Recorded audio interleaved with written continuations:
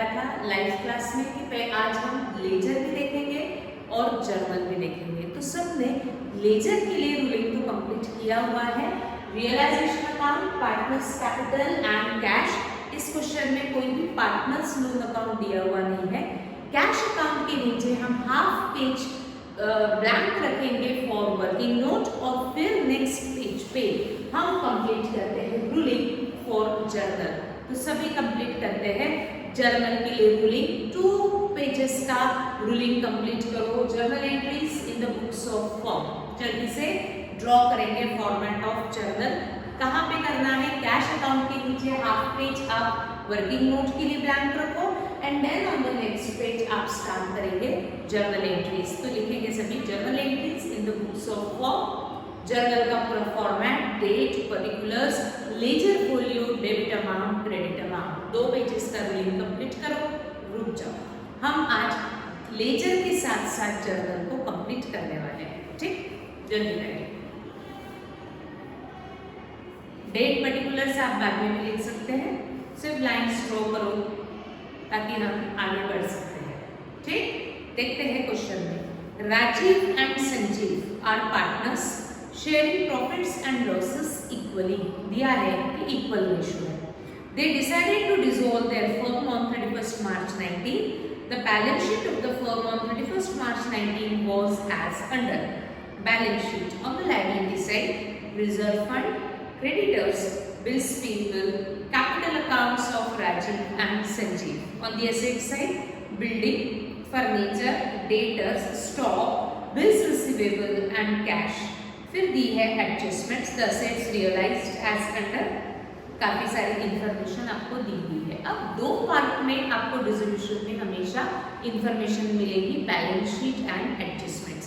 सबसे पहले आपको पोस्ट करना पड़ता है बैलेंस शीट। बैलेंस शीट की हर एक एंट्री हम आंसर में ट्रांसफर करेंगे। लायबिलिटी है तो क्रेडिट में, असेट है तो डेबिट में। ठीक, तो सबसे पहले हम पोस्ट करते हैं लायबिलिटी साइड। लायबिलिटी में आपको दिया हुआ है रिजर्व फंड, एनी रिजर्व और एनी फंड, यानी क्या हमने अलग से रखा हुआ अमाउंट।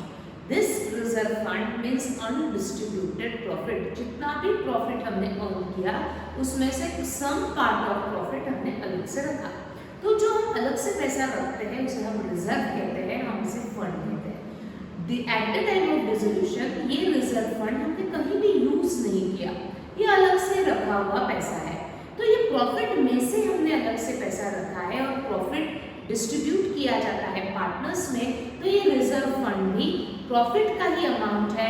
तो बट जो आपने अभी तक डिस्ट्रीब्यूट नहीं किया है तो eight the time of dissolution हमें इसको डिस्ट्रीब्यूट करना पड़ेगा। तो ये बन गई इंटरनल लायबिलिटी, क्योंकि प्रॉफिट हम पार्टनर्स में डिस्ट्रीब्यूट करते हैं और पार्टनर्स से रिलेटेड एंट्री मुझे पार्टनर्स कैपिटल अकाउंट में ट्रांसफर करना पड़ेगा। लायबिलिटी है इसलिए on the credit side, but first line हम क्या करेंगे?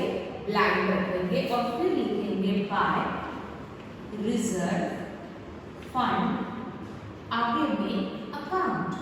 ठीक, तो लिखते हैं बाय रिजर्व फंड अकाउंट। अब ये रिजर्व फंड को जितने भी पार्टनर्स होंगे उनमें हमें डिस्ट्रीब्यूट करना पड़ेगा। 2 पार्टनर्स है तो मुझे दोनों में डिवाइड करना पड़ेगा। तो रेशियो इक्वल है तो 8000 को इक्वली 2 पार्टनर्स है तो डिवाइडेड बाय 2 अगर हम करते हैं तो 4000 फर्स्ट पार्टनर का शेयर 4000 एंड सेकंड पार्टनर का शेयर 4000। ये हम हमेशा डिसोल्यूशन में करते आ रहे हैं। अब फर्स्ट टाइम इस रिजर्व फंड की मुझे जर्नल में एंट्री रिकॉर्ड करनी पड़ेगी। ध्यान से रखिएगा, लेजर को देखते हुए हमें जर्नल को फॉर्म करते हुए आना चाहिए।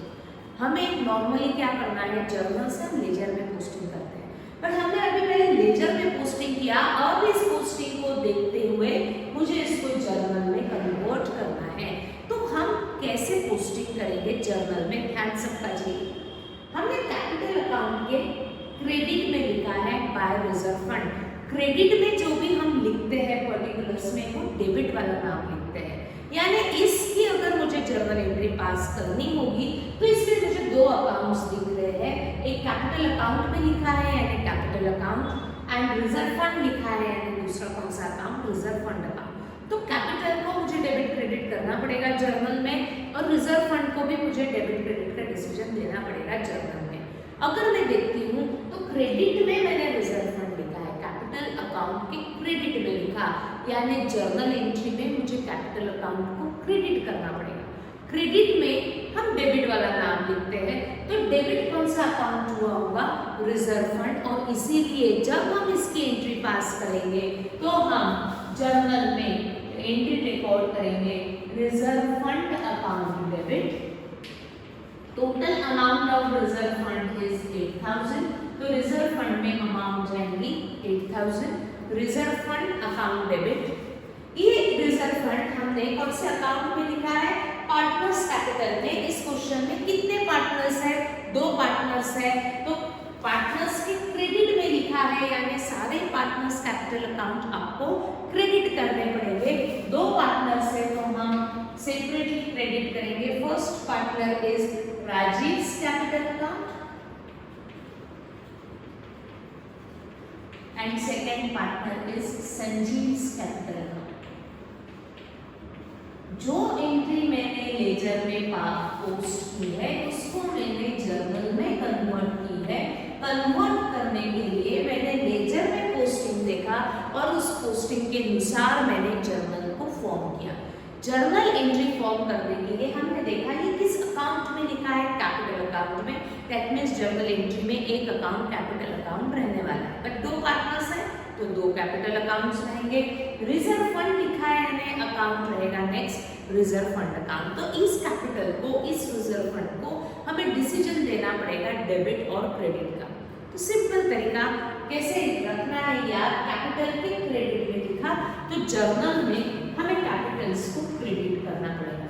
क्रेडिट में हमने रिजर्व फंड लिखा और क्रेडिट में हम लिखते हैं डेबिट वाला नाम। मैंने डेबिट कौन सा अकाउंट हुआ है, रिजर्व फंड अकाउंट। इतना भी हम ऐसा भी याद रख सकते हैं जिसके प्रीफिक्स बाय होता है वो हमेशा डेबिट होता है, और जिसका प्रीफिक्स टू होता है वो टू अकाउंट हमेशा क्रेडिट होता है, क्योंकि जर्नल में मैं टू क्रेडिट के सामने लिखती हूँ, राइट। तो हम ऐसा भी जर्नल को याद रख सकते हैं, but this is not our complete entry. हमें इसका नरेशन लिखना पड़ेगा। Write down the narration. Be general reserve fund, be reserve fund transfer to, be reserve fund transfer to capital account. हमने रिजर्व फंड को कैपिटल अकाउंट में transfer किया है at the time of dissolution, ताकि reserve fund account का balance 0 हो। इसलिए मैंने नरेशन में वर्ड यूज किया transfer. Be reserve fund transfer to capital account. Done. अब हम आगे बढ़ते हैं। आ जाओ लायबिलिटी में। लायबिलिटी में next entry is creditors 12,800, bills payable 7,200। अगर मैं ये दोनों एंट्रीज पढ़ती हूँ तो दोनों these are our external liabilities, इनके हमने कोई भी अकाउंट ओपन नहीं किए हैं, तो ऐसी एंट्रीज, ऐसी एक्सटर्नल लायबिलिटीज बैलेंस 0 करने के लिए हमें कौन से अकाउंट में ट्रांसफर करनी पड़ेगी, रियलाइजेशन अकाउंट में। लायबिलिटी है इसलिए कौन से साइड में, क्रेडिट साइड में। तो लिखते हैं रियलाइजेशन के क्रेडिट में बाय क्रेडिटर्स अकाउंट। अकाउंट लिखना क्यों जरूरी है, मैंने एक्सप्लेन किया हुआ है, क्योंकि ये बाय पासिंग जर्नल एंट्री आता है। And by bills payable account. दोनों को एक्सटर्नल लायबिलिटी होने के कारण हमने रियलाइजेशन अकाउंट में ट्रांसफर किया। अब इन दोनों की मुझे एंट्री पास करनी पड़ती है। हम सेपरेटली भी पास कर सकते हैं, हम कंबाइंड भी एंट्री पास करते हैं। जितनी भी एक्सटर्नल लायबिलिटीज ट्रांसफर हुई है उनकी एक सिंगल एंट्री फॉर्म करो, या जितनी भी एक्सटर्नल लायबिलिटीज हमने ट्रांसफर की है उनको सेपरेटली रिकॉर्ड करो।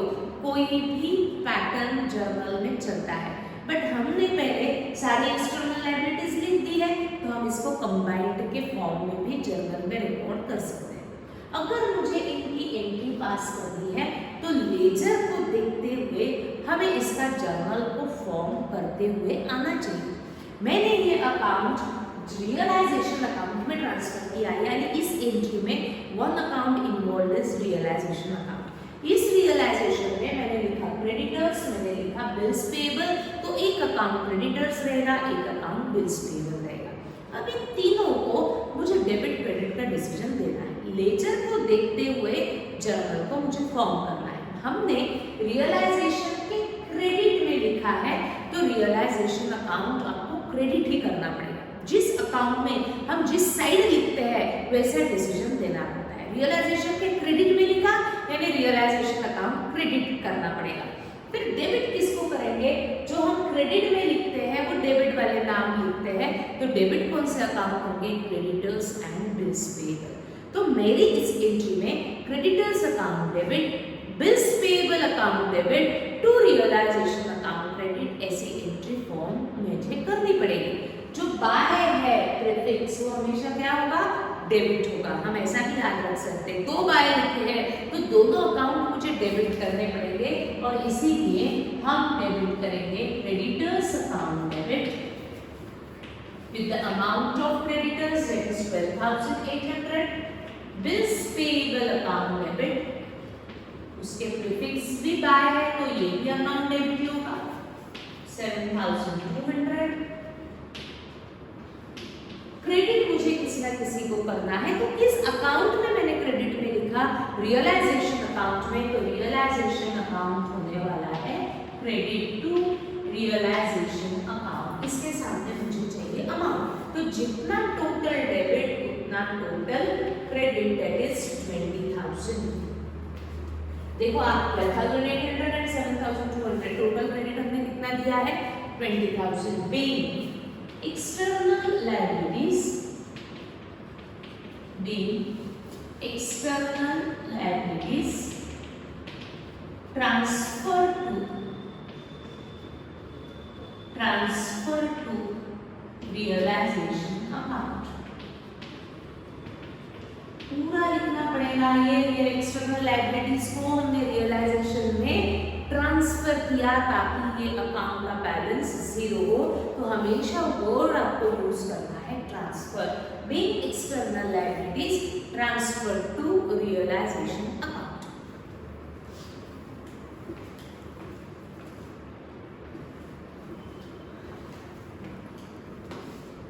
राइट, आगे बढ़ते हैं।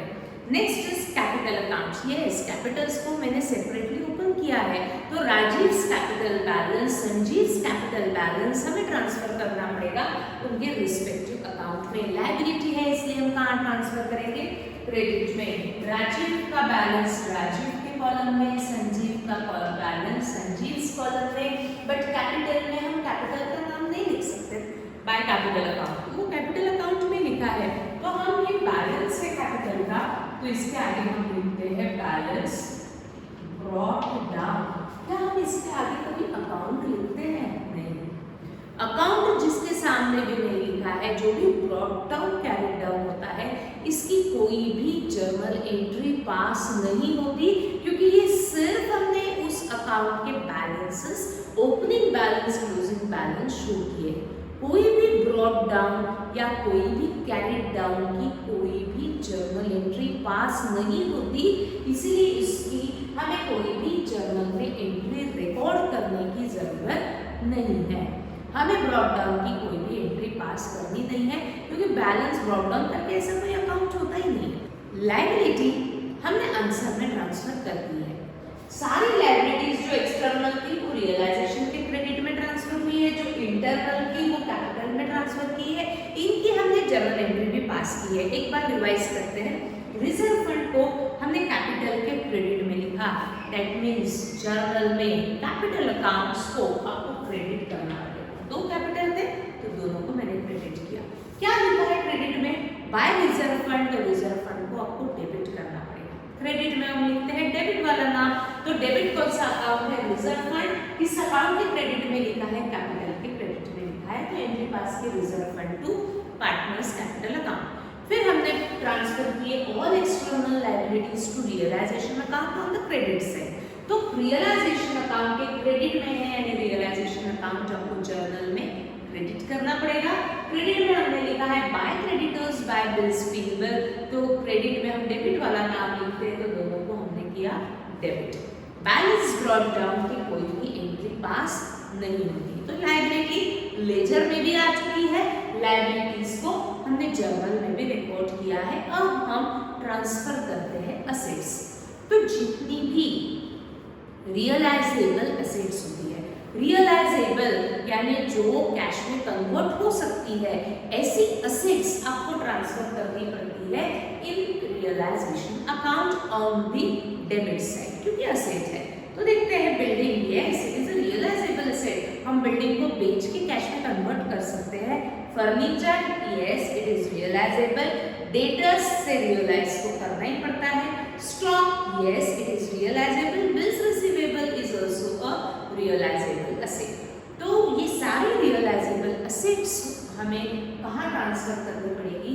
रियलाइजेशन अकाउंट के किस साइड? Debit side. हम हर एक एंट्री को सेपरेटली भी जर्नल में रिकॉर्ड कर सकते हैं, या पूरे ट्रांसफर की हम एक कंबाइंड एंट्री भी पास कर सकते हैं। हम क्या करेंगे? हमेशा कंबाइंड एंट्री पास करेंगे जर्नल में। तो पहले लेजर में सारी असेट्स को डेबिट साइड में लेकर के आ जाए। तो आ जाते हैं असेट्स की फर्स्ट एंट्री इज बिल्डिंग, तो हम लिखेंगे to building account. Account to लिखा है क्योंकि इसको मुझे जर्नल में रिकॉर्ड करना पड़ेगा।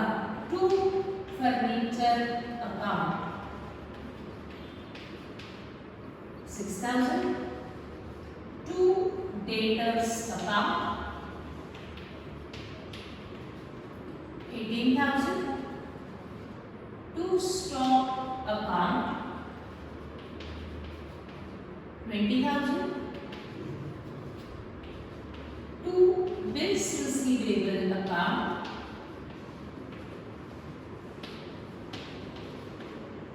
2000। कैश का बैलेंस हम रियलाइजेशन में ट्रांसफर नहीं करते, उसके लिए हमने सेपरेटली अकाउंट ओपन किया है। तो रियलाइजेशन में हमने ऑल रियलाइजेबल असेट्स ट्रांसफर की है ऑन द डेबिट साइड। इन सबको मुझे जर्नल में भी रिकॉर्ड करना पड़ेगा क्योंकि मुझे इस क्वेश्चन में जर्नल एंट्रीज भी पास करनी है। तो जर्नल में रिकॉर्ड करने के लिए मैंने इसको पहले लेजर में पोस्ट किया। अब लेजर को देखते हुए मुझे इसकी कंबाइंड एंट्री, कंबाइंड में लिखा, हम सेपरेटली हर एक एंट्री स्टॉक को ट्रांसफर किया, बिल्डिंग को ट्रांसफर किया, सेपरेटली नहीं करेंगे, हम इसकी कंबाइंड एंट्री रिकॉर्ड कर सकते हैं। कैसे रिकॉर्ड करना? हमने किस अकाउंट में इसको पोस्ट किया? रियलाइजेशन, यानी one account involved is realisation. कौन से एसेट ट्रांसफर की? Building, furniture, debtor, stock, bills receivable. इन सबको मुझे डिसीजन देना पड़ेगा डेबिट एंड क्रेडिट का। सिंपल तरीका, हमने किस अकाउंट के डेबिट में लिखा? रियलाइजेशन के डेबिट में लिखा। तो जर्नल एंट्री में आपको रियलाइजेशन अकाउंट डेबिट ही करना पड़ेगा। तो रियलाइजेशन अकाउंट डेबिट मैंने लिखा, पहले अमाउंट नहीं लिखना है, पहले मैंने सिर्फ अकाउंट का नाम लिखा। रियलाइजेशन के डेबिट में लिखा है, जर्नल में रियलाइजेशन डेबिट होता है। डेबिट में हमने क्या क्या लिखा? To building, to furniture, to debtors, to stock, to bills receivable. जो प्रीफिक्स टू है वो हमेशा क्रेडिट होता है, और डेबिट में हम क्रेडिट वाला नाम लिखते हैं ना। तो क्रेडिट कौन से अकाउंट कर रहे हैं? Building, furniture, debtor, stock, bills receivable, एक एक करके क्रेडिट करते हैं। टू बिल्डिंग अकाउंट, क्रेडिट लिखने की ऐसी जरूरत नहीं होती है। To furniture account, to debtors account, to stock account, to bills receivable account. अब हम लिखेंगे अमाउंट। पहले हम रियलाइजेशन के डेबिट में अमाउंट नहीं लिखेंगे, हम पहले इनकी अमाउंट मुझे इंडिविजुअल कॉलम है, पहले हम इसको इंडिविजुअल अमाउंट रिकॉर्ड करते हैं। टू बिल्डिंग, बिल्डिंग कितने अमाउंट है? 20,000। जर्नल में क्रेडिट करना है इसलिए मैंने इसको क्रेडिट कॉलम में लिखा। टू फर्नीचर अकाउंट 6,000 फर्नीचर के सामने, क्रेडिट कॉलम में 6,000 डेटर्स के सामने, क्रेडिट कॉलम में 18,000 स्टॉक के सामने, क्रेडिट कॉलम में 20,000 बिल्स रिसीवेबल के सामने, क्रेडिट कॉलम में 2,000। अब हम डेबिट अमाउंट आराम से रिकॉर्ड कर सकते हैं। जितना टोटल क्रेडिट उतना टोटल होता है डेबिट। तो take the total of all credit columns इस जर्नल का।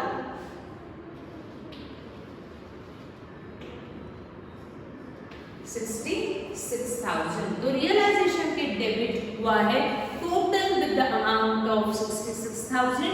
इस 66,000 का बाइफरकेशन कैसा है? Building, furniture, debtor, stock, businesses. तो लेजर को देखते हुए हम जर्नल एंट्रीज आराम से रिकॉर्ड कर सकते हैं। जिस अकाउंट के डेबिट में लिखा है वो अकाउंट जर्नल में डेबिट करो। रियलाइजेशन के डेबिट में लिखा है इसलिए रियलाइजेशन को डेबिट किया। क्या क्या लिखा है? To building, to furniture, to debtors, to stock, to business receivable को क्रेडिट किया। जो प्रीफिक्स होता है टू वो हमेशा क्या होता है? क्रेडिट। तो हमने इनको किया क्रेडिट। क्रेडिट का टोटल लिखा, जो टोटल क्रेडिट का था वो डेबिट के सामने लिख दिया। Write down the narration B. All realizable assets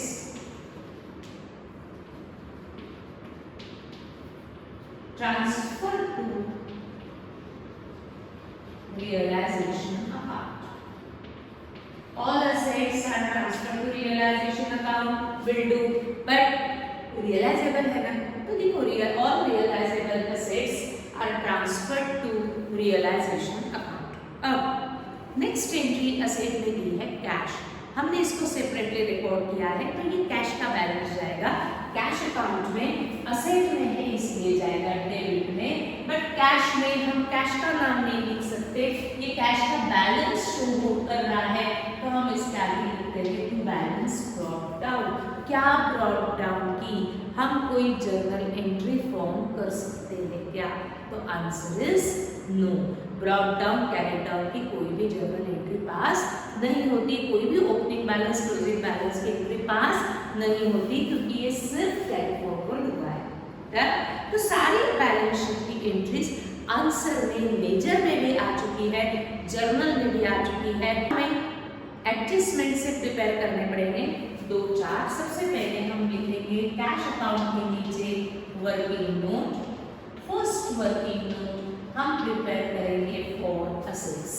ठीक, तो असेट्स को दो पार्ट में हम डिवाइड करते हैं, सोल्ड और realised and taken by partner. सबसे पहले आप ट्राई करेंगे एडजस्टमेंट्स को पढ़ते हुए असेट्स का चार्ट पहले आप प्रिपेयर करेंगे। एक बार मेरे साथ पढ़ लेते हैं। The assets realized as under stock, debtors, bills receivable. इनके सामने किसने रियलाइज किया, किसने टेक ओवर किया, कुछ भी मेंशन नहीं है। Sanjeev agreed to take over the building for 18,000 and Rajiv agreed to take over furniture for rupees 5,400. Realisation expense हम लायबिलिटी के लिए रखते हैं। तो आपको पहले असेट्स का chart with in 2 minutes complete करना है, जल्दी से।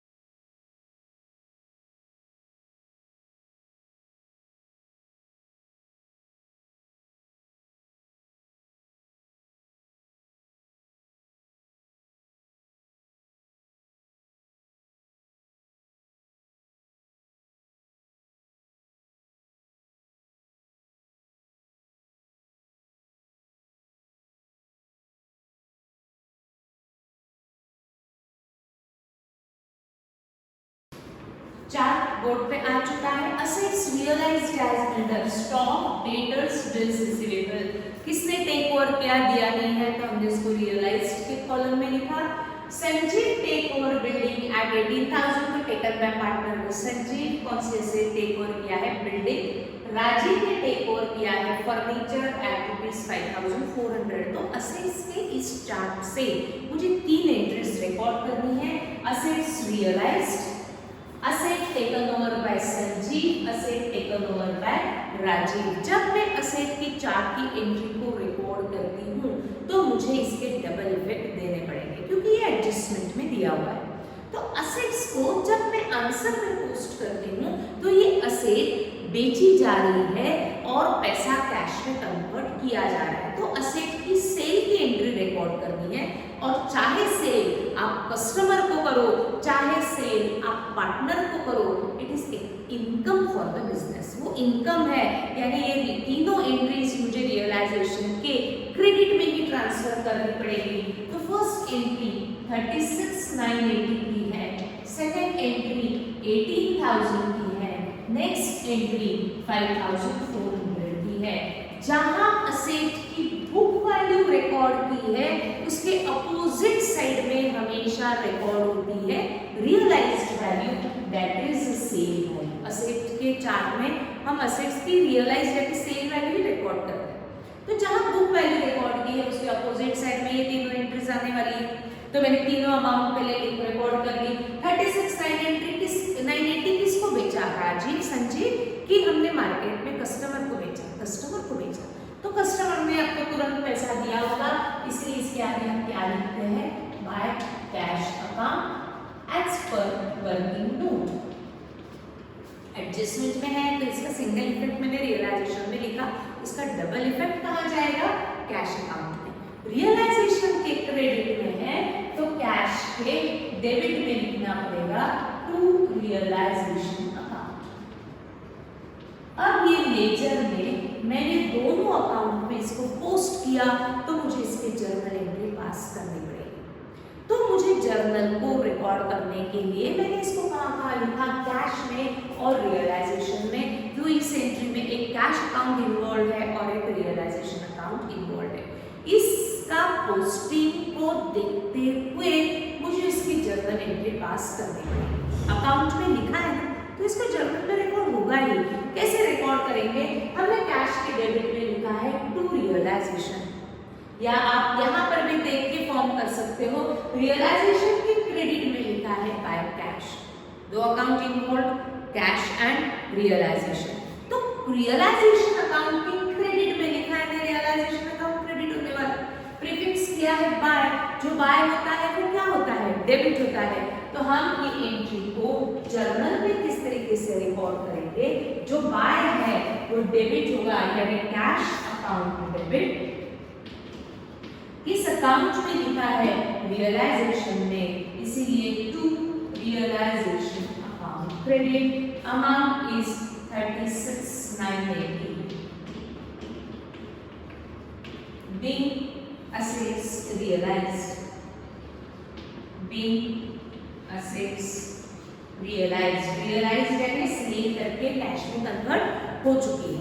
अगर आप कैश अकाउंट में देखते हो तो आपका डिसीजन यही आएगा, कैश अकाउंट के डेबिट में लिखा है टू रियलाइजेशन, तो कैश अकाउंट डेबिट लिखा टू रियलाइजेशन 36,980। कोई भी अकाउंट को देखते हुए एंट्री सेल में ही डिसीजन आएगा। अब आपको 18,000 और 5,400 रिकॉर्ड करना है। 18,000 किसने टेक ओवर किया, संजीव ने, तो हम इसके आगे लिखेंगे by Sanjeev's capital as per working note. Realisation के क्रेडिट में लिखा है बाय संजीव, तो मुझे संजीव के डेबिट में लिखना पड़ेगा टू रियलाइजेशन। बट चेक करो संजीव कौन से नंबर का पार्टनर है, फर्स्ट है या सेकंड है। तो कैपिटल अकाउंट आपको कैसे दिया है, राजीव एंड संजीव, तो संजीव सेकंड नंबर का पार्टनर है, तो हम लिखेंगे उसको सेकंड कॉलम में। ठीक, इसको भी कंप्लीट कर लेते हैं। 5,400 हमने इस किसने टेक ओवर किया, राजीव ने।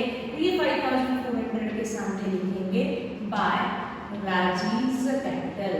Account as per working note, account mention होना ही चाहिए। तो मुझे इसको राजीव में, यहाँ क्रेडिट है तो राजीव के डेबिट में लिखना पड़ेगा टू रियलाइजेशन, फर्स्ट पार्टनर है तो फर्स्ट वाला में। हम इन दोनों को अलग अलग भी एंट्री रिकॉर्ड कर सकते हैं या हम इनकी कंबाइंड एंट्री भी पास कर सकते हैं। कैपिटल्स है ना, तो इसको कंबाइंड रिकॉर्ड करो। तो इसको मुझे कंबाइंड रिकॉर्ड करने के लिए किस तरीके से डिसीजन देना पड़ेगा, कोई भी एक अकाउंट को देखते हुए आप इस जर्नल को फॉर्म कर सकते हैं।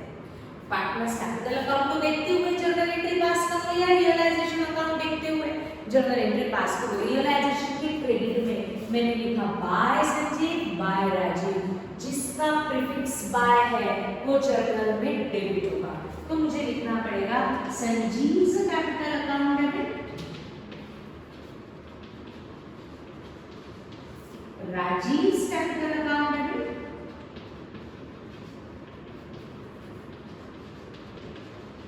ये दोनों डेबिट हमने किस अकाउंट में लिखे, रियलाइजेशन में, तो क्रेडिट करेंगे to realisation account. Sanjeev's capital account debit Sanjeev के सामने लिखा है 18,000, Rajiv's capital account debit Rajiv के डेबिट में लिखा है 5,400। तो जितना टोटल डेबिट उतना टोटल क्रेडिट 23,400 रियलाइजेशन अकाउंट के क्रेडिट में। जल्दी से कंप्लीट करेंगे।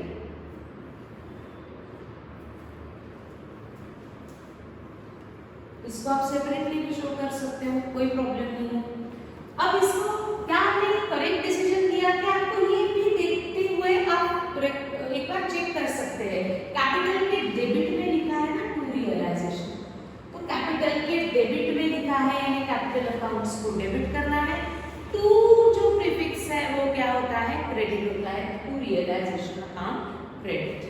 अब be assets taken over by partner,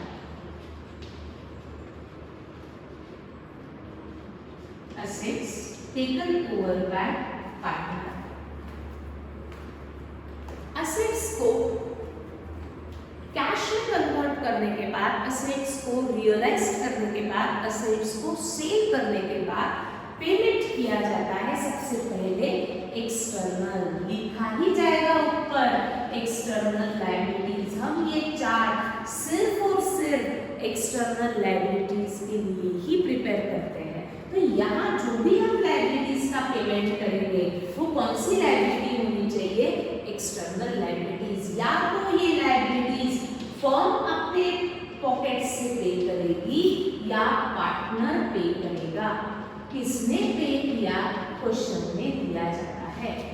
फिर अब क्वेश्चन में पढ़ो, असेट्स की रियलाइजेशन के बाद आपको दिया गया है next transaction, realisation expenses amounted to ₹600। जब ये सब रियलाइज कर रहे थे तो कुछ ना कुछ बिजनेस को एक्सपेंस हुए, वो एक्सपेंसेस को हम पे करते हैं। एक्सपेंस कभी भी पे किया जाता है, तो मुझे इसको पेड में लिखना पड़ेगा। फिर किसने पे किया, राजीव, संजीव, कुछ भी मेंशन नहीं है तो पेड बाय फर्म में लिखेंगे realisation expenses, amount of realisation expenses is 600, लिखा 600। उसके बाद अब हम कौन सा चार्ट बना रहे हैं, एक्सटर्नल लायबिलिटीज। क्या इस फर्म के पास कोई एक्सटर्नल लायबिलिटी थी क्या, क्योंकि उसके पेमेंट के बारे में क्वेश्चन में कुछ भी मेंशन नहीं है। तो पहले हमेशा चेक करो क्या इस फर्म के पास एक्सटर्नल लायबिलिटीज थी क्या। ये आपको रियलाइजेशन अकाउंट भी दे सकता है या आपको लायबिलिटी साइड भी दे सकती है। यस, हमारे पास दो एक्सटर्नल लायबिलिटीज थी। कौन सी थी, creditors and bills payable. But इसके पेमेंट के बारे में क्वेश्चन में कुछ भी मेंशन नहीं है। ये हमेशा यहाँ स्टूडेंट्स मिस्टेक करते हैं। जब पेमेंट नहीं दिया इसका मतलब है कि वो हम अनपेड नहीं रख सकते, इसको तो आपको पे करना ही पड़ेगा। पेमेंट की एंट्री नहीं, ट्रांजैक्शन नहीं दिया तो क्या वो अनपेड होगा क्या, नो, इसे आपको पेमेंट करना ही पड़ेगा। क्यों, क्योंकि हमारा बिजनेस आगे में कंटिन्यू रहने वाला नहीं है। तो मुझे क्रेडिटर्स को को भी पे ऑफ करना पड़ेगा, मुझे बिल्स पेएबल को भी पे ऑफ करना पड़ेगा। कितने हैं क्रेडिटर्स? 12,800। कितने हैं बिल्स पेएबल? 7,200। यानी मुझे टोटल एक्सटर्नल लायबिलिटी कितनी पे ऑफ करनी है? 20,000। क्या आपके पास 20,000 ये एक्सटर्नल लायबिलिटीज को पे ऑफ करने के लिए फर्म के पास कैश है क्या? ये आपको कैश अकाउंट दिखाएगा। यस, मेरे पास कैश है 20,000, तो उनको पे ऑफ करो। कौन पे करेगा? कुछ भी मेंशन नहीं है तो पेड बाय फर्म। तो लिखते हैं क्रेडिटर्स 12,800। यहाँ हमेशा मिस्टेक हो रही है, मैं चेक कर रही हूँ। Bills payable 7,200। तो टोटल हमें कितना अमाउंट पे करना पड़ेगा? 20,600। इतनी कैश हमारे कैश बॉक्स में है ऑलरेडी।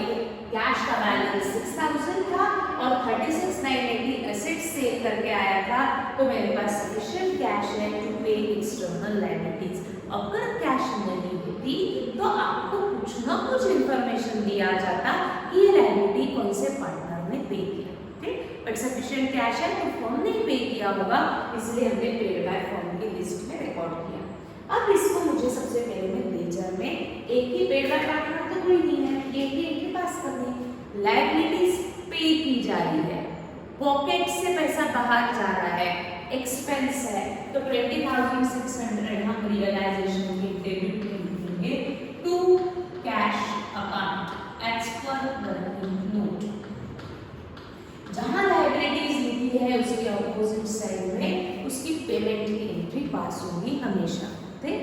तो कैश लिखा है रियलाइजेशन के डेबिट में, तो कैश के क्रेडिट में लिखना पड़ेगा बाय रियलाइजेशन अकाउंट 20,600। नाउ इस लेजर को देखते हुए मुझे इसकी जर्नल एंट्री पास करनी ही पड़ेगी, क्योंकि मैंने अकाउंट लिखा है, मैं इसकी जर्नल एंट्री पास होनी होगी। ब्रॉट डाउन कैरिड डाउन की एंट्री पास नहीं होती। रियलाइजेशन के डेबिट में लिखा है to cash, form the entry, record in journal. जल्दी से external liabilities paid by firm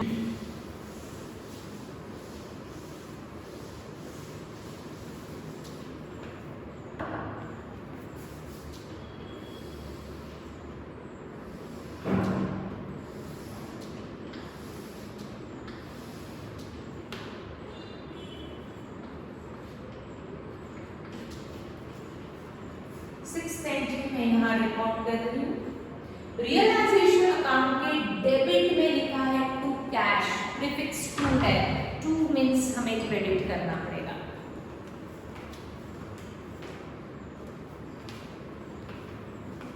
realisation account के डेबिट में लिखा है टू कैश, जो टू होता है प्रीफिक्स, वो हम हमेशा क्या करते हैं? क्रेडिट। तो डेबिट किसका काम करेंगे? जिस अकाउंट में लिखा है, that is realisation account debit to cash account credit 20,600 being external liabilities paid by firm, being external liabilities paid by firm, being external liabilities paid by firm. After repaying external liabilities, अब बारी है partners की। Partners का अगर loan होगा तो पहले loan पे ऑफ करो, बट इस क्वेश्चन में कोई पार्टनर का लोन नहीं है। अब मुझे पार्टनर के कैपिटल्स वापस करने हैं, कैपिटल को पे करना है, जिसके लिए मुझे इसका प्रॉफिट लॉस पे डिस्ट्रीब्यूट करना पड़ेगा और फिर देखा जाएगा कि कितना अमाउंट कैपिटल को मुझे eight the time of distribution पे ऑफ करना है। तो सभी पहले रियलाइजेशन अकाउंट क्लोज करेंगे, बैलेंस कैलकुलेट करेंगे, बैलेंस को पार्टनर्स में इक्वली डिस्ट्रीब्यूट करेंगे लेजर में और रुक जाएंगे जल्दी।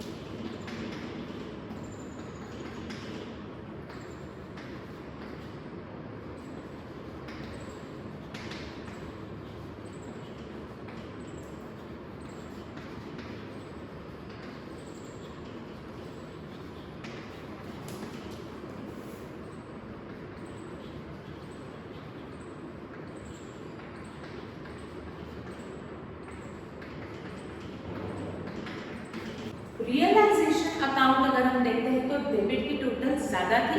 डेबिट की टोटल में से क्रेडिट का टोटल माइनस करने के बाद बैलेंस आया 6220। ये बैलेंस रियलाइजेशन अकाउंट का है। That means this balance is either profit और loss at the time of dissolution. Debit की टोटल ज्यादा थी, एक्सपेंस ज्यादा थे, यानी लॉस है तो पार्टनर्स में डिवाइड किया, इक्वल पार्टनर्स है तो इक्वली डिवाइड किया। 3110 फर्स्ट शेयर फर्स्ट पार्टनर का, सेकंड शेयर सेकंड पार्टनर का। तो फर्स्ट शेयर के सामने लिखा है राजीव्स कैपिटल, सेकंड शेयर के सामने लिखा है संजीव्स कैपिटल। रियलाइजेशन के क्रेडिट में लिखा है कैपिटल, तो कैपिटल के डेबिट में लिखा टू रियलाइजेशन। बट हमने आगे अकाउंट लिखा है तो मुझे इसकी भी एंट्री पास करनी ही पड़ेगी। सिर्फ कौन सी एंट्री पास नहीं होती है? Brought down and carried down, क्योंकि ये कोई अकाउंट नहीं होते, ये बैलेंसेस होते हैं। तो अकाउंट लिखा है यानी जर्नल तो रिकॉर्ड करना ही पड़ेगा। कैसे रिकॉर्ड करेंगे? लेजर को देखते हुए रियलाइजेशन के क्रेडिट में मैंने लिखा बाय राजीव बाय संजीव। दोनों को सेपरेटली भी रिकॉर्ड कर सकते हो, दोनों को कंबाइंड भी रिकॉर्ड कर सकते हैं। तो एक ही अकाउंट में लिखे हैं दो अकाउंट, तो हम इसको कंबाइन कर लेते हैं। जो बाय है प्रीफिक्स वो डेबिट होता है, तो जर्नल में मुझे डेबिट करना पड़ेगा by Rajiv's capital account, debit Sanjeev's capital account debit. दोनों के सामने प्रीफिक्स बाय है तो दोनों डेबिट हुए। अब डेबिट में किस अकाउंट के लिखे हैं अपने रियलाइजेशन के, तो लिखेंगे टू रियलाइजेशन अकाउंट क्रेडिट। अब मुझे चाहिए अमाउंट। राजीव्स कैपिटल के सामने कितनी अमाउंट आएगी? जो राजीव के सामने लिखी है 3110, संजीव के सामने आएगा 3110। जितना टोटल डेबिट उतना टोटल क्रेडिट, तो क्रेडिट में आएगा total amount 6220। Narration bill loss on realisation account, loss on realisation account transfer to capital account. ये लॉस रियलाइजेशन का हमने किस अकाउंट में ट्रांसफर किया? कैपिटल अकाउंट में ट्रांसफर किया। अब हमें क्या करना है? रियलाइजेशन तो क्लोज हो चुका है, फिर हम क्या क्लोज करेंगे? Capital account. जो भी कैपिटल में बैलेंस आएगा, जहां पर भी आएगा debit credit, that amount transfer to cash account. तो जल्दी से कैलकुलेट करते हैं, एक एक कॉलम को क्लोज करते हैं। फर्स्ट कॉलम का क्रेडिट माइनस फर्स्ट कॉलम का डेबिट। फर्स्ट कॉलम का क्रेडिट इज 24,000। मैक्सिमम केस में मैंने कहा था क्रेडिट की टोटल ज्यादा मिलेगी, माइनस डेबिट अगर मैं करती हूँ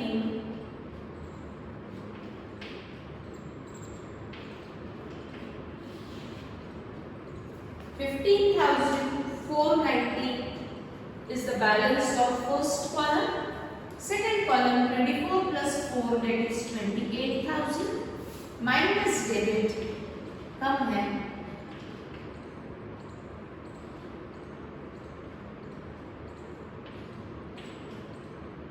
6890 is the correct balance of second column. That balance transfer to cash account, इसलिए उस बैलेंस के सामने हम हमेशा क्या लिख देते हैं? To cash. अगर हम कैपिटल के डेबिट में लिखे हैं टू कैश, तो मुझे कैश में भी पोस्ट करना पड़ेगा। यहाँ डेबिट है तो यहाँ क्रेडिट, दोनों अमाउंट अलग अलग है तो मैं अलग अलग अमाउंट लिख लेती हूँ 15,490 एंड 6890। फर्स्ट अमाउंट राजीव के कैपिटल से है तो मैं लिखूंगी राजीव्स capital. Second account Sanjeev's capital से है तो मैं लिखूंगी संजीव्स कैपिटल अकाउंट। बट जब मैं एक अकाउंट लिखती हूँ तो मुझे उसका जर्नल एंट्री भी रिकॉर्ड करना पड़ेगा। पार्टनर्स कैपिटल अकाउंट के डेबिट में टू कैश लिखा है, टू प्रीफिक्स, टू हमेशा क्रेडिट होता है तो कैश को मुझे क्रेडिट करना पड़ेगा। किस अकाउंट में मैंने टू कैश लिखा है? कैपिटल में दो कैपिटल है तो दोनों को मुझे डेबिट करना पड़ेगा। राजीव्स कैपिटल अकाउंट डेबिट, राजीव के सामने राजीव का कॉलम 15,490, संजीव्स कैपिटल अकाउंट डेबिट क्योंकि इसके भी कॉलम के डेबिट में मैंने टू कैश लिखा है। 6890। डेबिट में मैंने लिखा है टू कैश, तो मुझे कैश को क्रेडिट करना पड़ेगा। जितना टोटल डेबिट उतना टोटल क्रेडिट, तो हम इसका टोटल फंड आउट कर लेते हैं।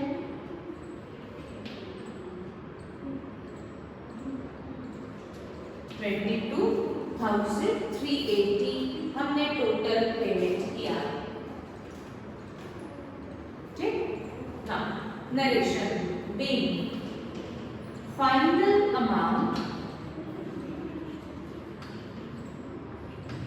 पेड टू पार्टनर्स, यानी पार्टनर को हमने फाइनल अमाउंट पे किया।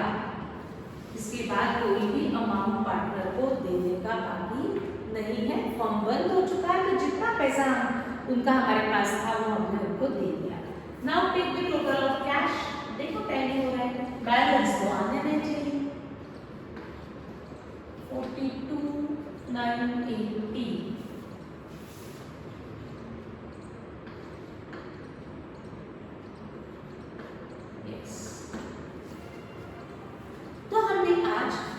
जर्नल को रिकॉर्ड किया लेजर को देखते हुए, यानी पहले मैंने जर्नल की लेजर में एंट्री पोस्ट की, उसको पोस्टिंग को देखते हुए फिर मैंने जर्नल में रिकॉर्ड किया। कैसे? जो बाय है वो जर्नल में डेबिट होगा, जो टू है वो जर्नल में क्रेडिट होगा। कल हम देखेंगे विदाउट ओपनिंग लेजर अकाउंट, हम कल डायरेक्टली जर्नल एंट्रीज देखने वाले हैं, क्योंकि डायरेक्ट भी आना चाहिए। जब आपको क्वेश्चन में सिर्फ जर्नल ही पूछा है तो हम ये सब चीजें क्यों ओपन करेंगे? तो हमें लेजर अकाउंट ओपन करने की जरूरत नहीं रहेगी। तो विदाउट